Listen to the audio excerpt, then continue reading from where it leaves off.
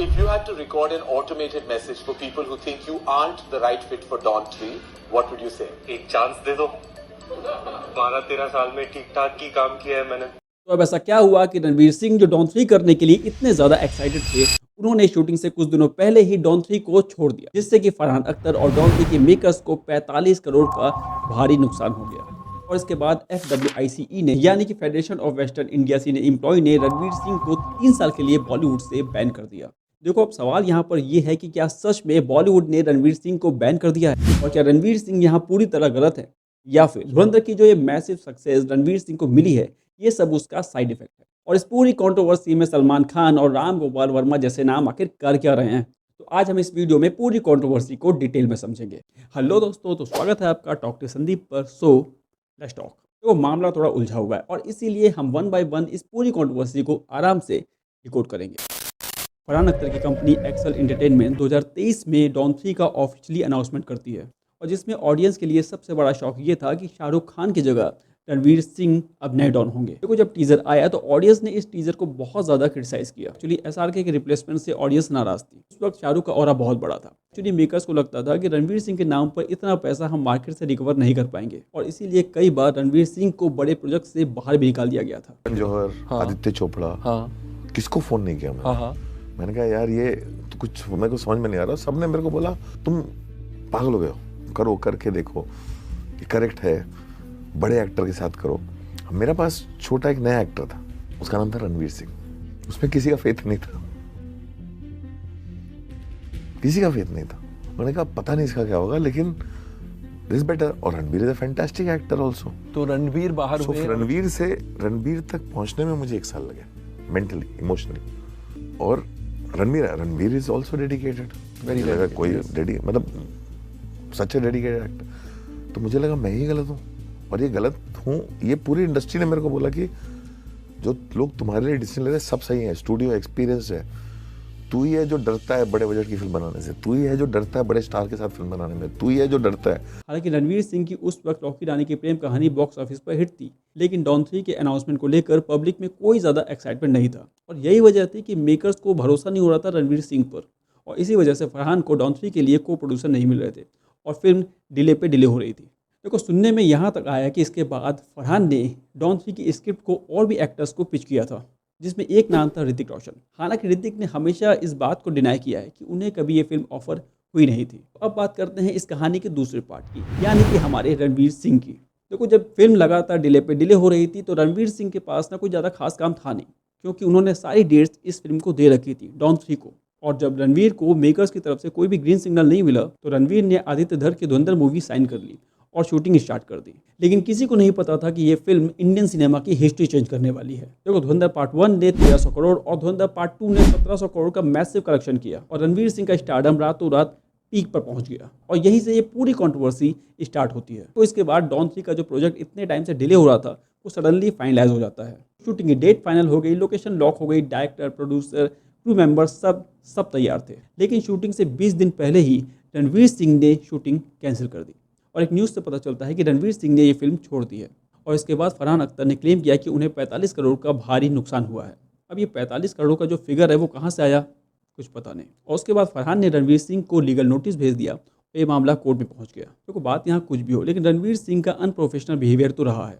और उसके बाद 45 करोड़ का नुकसान, ये कोई छोटा मोटा नुकसान तो था नहीं, और इसीलिए फरहान अख्तर पहुंच गए FWICE के पास। देखो ये टीवी इंडस्ट्री और बॉलीवुड के वर्कर्स की एक बहुत बड़ी फेडरेशन है, जिसका काम होता है टेक्नीशियन, वर्कर्स, इन सब के राइट्स को प्रोटेक्ट करना।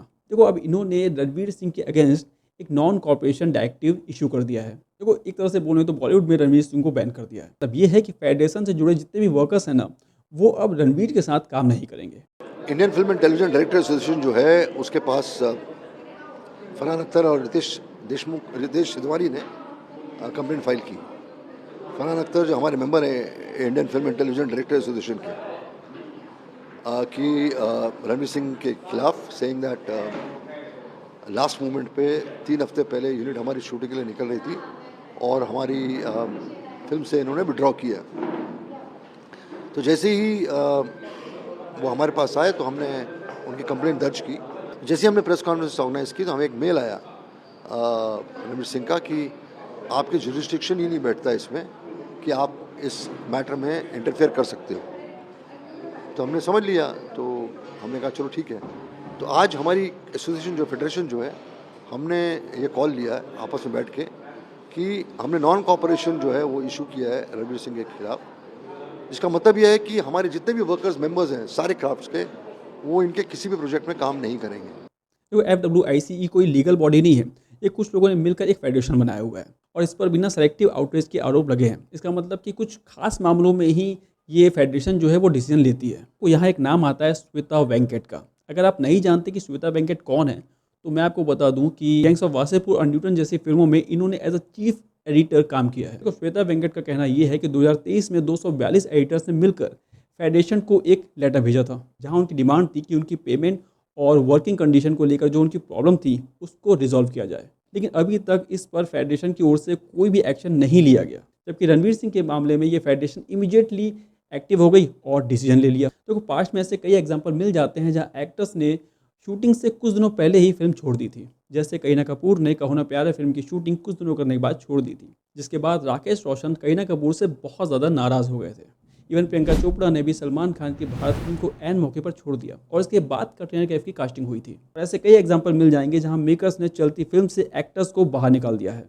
जैसे कार्तिक आर्यन को दोस्ताना फिल्म से बाहर निकाल दिया गया था, लेकिन इसके बाद भी इन सब पर और इन जैसे कई मामलों पर FWICE का कोई भी एक्शन नहीं होता। इवन राम गोपाल वर्मा रणवीर पर लगे इस बैन को लेकर इतना ज़्यादा नाराज़ हो गए कि उन्होंने कहा कि बैन FWICE नॉट रणवीर। देखो यहाँ RGB का कहना है कि ये कोई लीगल कोर्ट नहीं है और ना ही कोई गवर्नमेंट बॉडी है, ये एक कंगारू कोर्ट है जहाँ फैसला पहले होता है और सुनवाई बाद में। और यहाँ RGB ने ना एक बिल्कुल सही बात कही है कि रणवीर जैसे स्टार ही होते हैं जो इंडस्ट्री में एम्प्लॉयमेंट देते हैं, ना कि ये FWICE जैसी फेडरेशन। देखो रणवीर सिंह और फरहान अख्तर इंडस्ट्री में बहुत बड़े नाम है और इसीलिए ये कंट्रोवर्सी बहुत ज़्यादा बड़ी बन गई है। तो सवाल यहाँ ये भी है कि ये सब जो कंट्रोवर्सी हो रही है ना, ये फरहान का लालच है या फिर रणवीर सिंह का घमंड। एक बार इमेजिन करके देखो, अगर धुरंधर मूवी फ्लॉप हो जाती तो क्या फरहान रणवीर सिंह को लेकर डॉन 3 बनाते? देखो यहाँ फरहान भी रणवीर सिंह की इस मैसिव सक्सेस को बस कैश करना चाहते थे और इसीलिए शूटिंग का फर्स्ट शेड्यूल ही ना उन्होंने इतनी जल्दी और इतना हाई बजट रखा, मतलब 45 करोड़ का।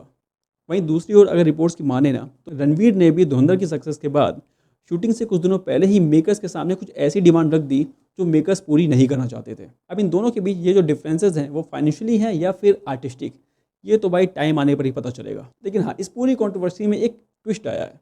भाई सलमान भाई ने भी इस कंट्रोवर्सी में एंट्री मार ली है। भाई सलमान भाई इन दोनों के बीच में मांडवाली भाई बनकर आए, मतलब उन्होंने ये ठेका लिया है कि भाई इन दोनों की मांडवाली कराकर ही मानेंगे। देखो यार, जितने लफड़े सलमान भाई की इंडस्ट्री में हुए हैं ना, उनसे बेटर ये जॉब कोई और कर ही नहीं सकता। तो रिपोर्ट्स की माने तो सलमान खान ने यहाँ दोनों से बात किया और दोनों को बैठाकर समझाया भी है। देखो वैसे भी इंडस्ट्री का बहुत सारा पैसा इन दोनों पर लगा हुआ है और अगर ये मामला, ये कंट्रोवर्सी आगे बढ़ती है तो नुकसान सबका है। तो शायद रणवीर सिंह को यहाँ बात समझ आई थी और इसीलिए रणवीर सिंह ने 10 करोड़ का ऑफर किया था फरहान अख्तर को कि भाई 10 करोड़ अभी आप ले लो और जो रेस्ट ऑफ अमाउंट जो बच गया है उसे मैं नेक्स्ट प्रोजेक्ट में एडजस्ट कर लूँगा। मतलब कि वो प्रोजेक्ट जो वो फ्यूचर में फरहान अख्तर के साथ करेंगे। लेकिन फरहान को ये डील पसंद नहीं आई और फरहान ने ये ऑफर रिजेक्ट कर दिया। अब देखो ये मामला कितना आगे बढ़ता है ये तो आने वाला वक्त ही बताएगा। लेकिन भाई अब इसके बाद ये भी देखना है कि सलमान भाई के अलावा अब इस कंट्रोवर्सी के बीच में कौन कौन आता है। बस यार आज के लिए इतना ही, लेकिन आप लोगों से मेरी एक छोटी सी रिक्वेस्ट है कि वीडियो को लाइक, सब्सक्राइब और शेयर करने की।